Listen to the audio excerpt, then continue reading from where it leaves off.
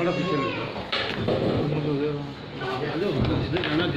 थोड़ा डाउन कर लेना सर, एक आ जाना तो सर मैं भी नहीं सर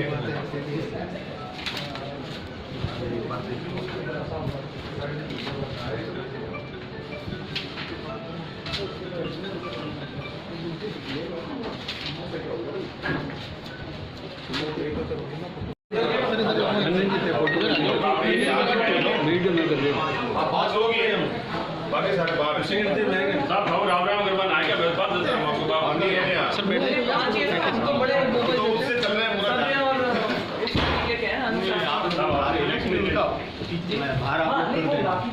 बाकी लोगों की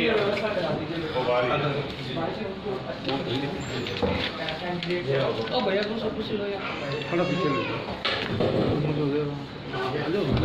जिधर थोड़ा डाउन कर लेना सर, एक आ जाना तो सर मैं भी नहीं सर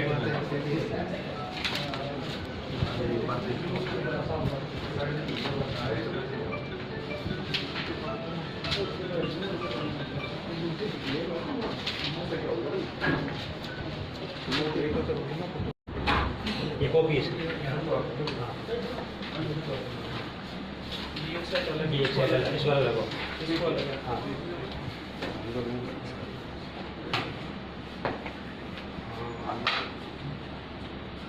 तो हमने हमारा नामांकन दाखिल किया और इसके बाद में अब कल से हम प्रचार शुरू करेंगे। अभी एक जनसभा का डीसीसी की तरफ से आयोजन करा गया जिसके अंदर से और राजस्थान के स्टार प्रचारक यहाँ पर आएंगे और कांग्रेस के समर्थन में लोगों से वोटों की अपनी बात रखेंगे, वोटों को लेकर के। और कल जब गाँव में निकल जाएंगे उसके बाद में जो जैसे जैसे दौरे होते रहेंगे उसकी सूचना भी आप लोगों को मिलती रहेगी। मैडम, आप पहले भी खुद ही सांसद रहे हैं, एक बार फिर से आप चुनाव मैदान में, तो किन दावों वादों के साथ जनता के बीच में आपको क्या लगता है कि नागौर की ये आवश्यकताएं जो आप जीतने के बाद पूरा करने वाली है? देखिए, मैंने जो मेरा पुराना कार्यकाल रहा था जिसके अंदर मैं सांसद थी, पहली बार की सांसद होते हुए मैंने ऐसे काम करवाने की कोशिश करी थी जो कोई पहली बार का सांसद सोच भी नहीं सकता। तो मैंने बड़ी एक जिम्मेदार भूमिका निभाने का प्रयास करा था।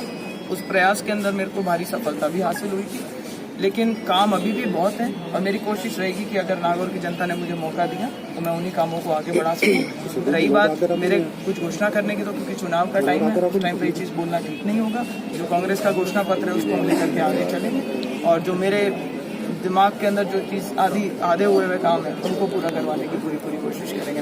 5 साल के कारकों की किस तरह से देखते हैं, कितना विकास हुआ, आपको क्या लगता है नागौर की स्थिति में आ सकता है? देखिए, जो चीज़ें आज चल रही हैं वो तकरीबन वो सारे प्रोजेक्ट हैं जो हमारे टाइम पे पास हुए थे, उनके शिलान्यास हमारे टाइम पे हुए, काम भी शुरू हो गया था। और बहुत सारे ऐसे प्रोजेक्ट्स हैं जिनको अभी भी मतलब गति देना बहुत ज़रूरी है ताकि जल्दी से जल्दी वो काम हो सके और नागौर का विकास हो सके और लोगों को यहाँ पर एक अच्छा मौका मिल सके। आपको कहा जा रहा है आप बाहरी प्रत्याशी हैं, तफरी करना के लिए सिर्फ आते हैं नागौर में?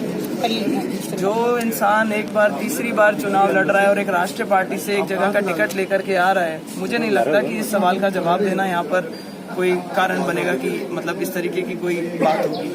अब रही बात कि जो ये आरोप लगा रहे हैं, क्योंकि कोई वास्तविक आरोप तो है नहीं। जब उनसे पूछते हैं काम क्या करें, बोले मैंने संघर्ष किया। आपने उपलब्धियां गिनाई है आपके और आपके पिताजी यहाँ पर बहुत बार, 2 बार वो एमएलए रह गए, तीसरी बार आप बन करके आए हैं, तब फिर वो यहाँ पर आकर के बताते हैं मैंने यहाँ धरना दिया, मैंने लोगों को जागरूक करा, मैंने लोगों को ये करना सिखाया, संघर्ष करना सिखाया। अगर कोई एक्चुअल काम बताएं तो समझ में आती है। आपका काम, आप एमएलए हैं, आपका काम लेजिस्लेशन का है और वो मैंने सुना है कि उनके पास में एक लॉ की डिग्री भी है। तो अगर उनको बेहतर पता होगा कि एक जनप्रतिनिधि जो एमएलए होता है या एमपी होता है उसका पहला काम लेजिस्लेशन का होता है, चाहे वो विधानसभा में करे चाहे वो संसद में पहुंच करके करे। तो उन्हें अपनी जिम्मेदारी निभानी चाहिए बजाय कि दूसरों के ऊपर उंगलियां उठाएं। देखिए, लोगों की अपेक्षाएं इस तरीके की होती है, ऐसा नहीं है कि काम नहीं हुआ। मैं आपको बताती हूँ, जब मेरा पहला कार्यकाल रहा था उसके अंदर जो मूलभूत समस्याएं थी वो गाँव में हमें देखने को मिलती थी। आप किसी गांव में जाते थे, वहाँ सड़क नहीं मिलती थी। आप कहीं जाते थे, वहाँ शौचालय देखने को बहुत कम मिला करते थे। आज अब जाते हैं तो गाँव के अंदर लोगों ने एसी तक लगा रखे। आज सीसी रोड के खुर्रे बने हुए हैं। जब आप देखेंगे कि नरेगा की वजह से जो काम हुए वो गाँव के अंदर बहुत विकास कार्य हो रहा है उसके तहत। तो ये एक बढ़ती हुई उम्मीदों का एक मैच है एक तरीके से। तो इनका कोई अंत नहीं हो सकता और होना भी नहीं चाहिए। क्यों? क्योंकि जब तक आप एस्पायर नहीं करेंगे कि हम आगे बढ़े, तब तक आप वो काम करवाने की इच्छा नहीं रखेंगे। आज संचार क्रांति आई है।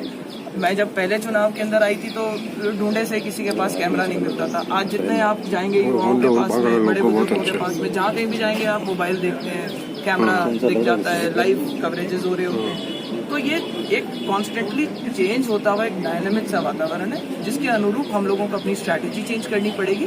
लेकिन जो मूलभूत समस्याएं हैं उनको आगे आगे बढ़ाते रहना पड़ेगा, क्योंकि गांव के लोग अब शहरों की तरफ आने लगे हैं, गांव के जो कस्बे हैं उनका शहरीकरण होने लगा है। इसलिए ये डिमांड कॉन्स्टेंटली चलती रहती है और उसके साथ इन स्टेप रहने की हम लोगों को जरूरत है। आप बाहरी प्रत्याशी हैं, तफरी करने के लिए सिर्फ आते हैं नागौर में। जो इंसान एक बार तीसरी बार चुनाव लड़ रहा है और एक राष्ट्रीय पार्टी से एक जगह का टिकट लेकर के आ रहा है, मुझे नहीं लगता कि इस सवाल का जवाब देना यहाँ पर कोई कारण बनेगा कि मतलब इस तरीके की कोई बात होगी। अब रही बात की जो ये आरोप लगा रहे हैं, क्योंकि कोई वास्तविक आरोप तो है नहीं। जब उनसे पूछते हैं काम क्या करे, बोले मैंने संघर्ष किया। आपने उपलब्धियां गिनाई है आपके और आपके पिताजी यहाँ पर बहुत बार, 2 बार वो एमएलए रह गए, तीसरी बार आप बन करके आए हैं, तब फिर वो यहाँ पर आकर के बताते हैं मैंने यहाँ धरना दिया, मैंने लोगों को जागरूक करा, मैंने लोगों को ये करना सिखाया, संघर्ष करना सिखाया। अगर कोई एक्चुअल काम बताएं तो समझ में आती है। आपका काम, आप एमएलए हैं, आपका काम लेजिस्लेशन का है और वो मैंने सुना है कि उनके पास में एक लॉ की डिग्री भी है। तो अगर उनको बेहतर पता होगा कि एक जनप्रतिनिधि जो एमएलए होता है या एमपी होता है, उसका पहला काम लेजिस्लेशन का होता है, चाहे वो विधानसभा में करे, चाहे वो संसद में पहुंच करके करे। तो उन्हें अपनी जिम्मेदारी निभानी चाहिए, बजाय कि दूसरों के ऊपर उंगलियां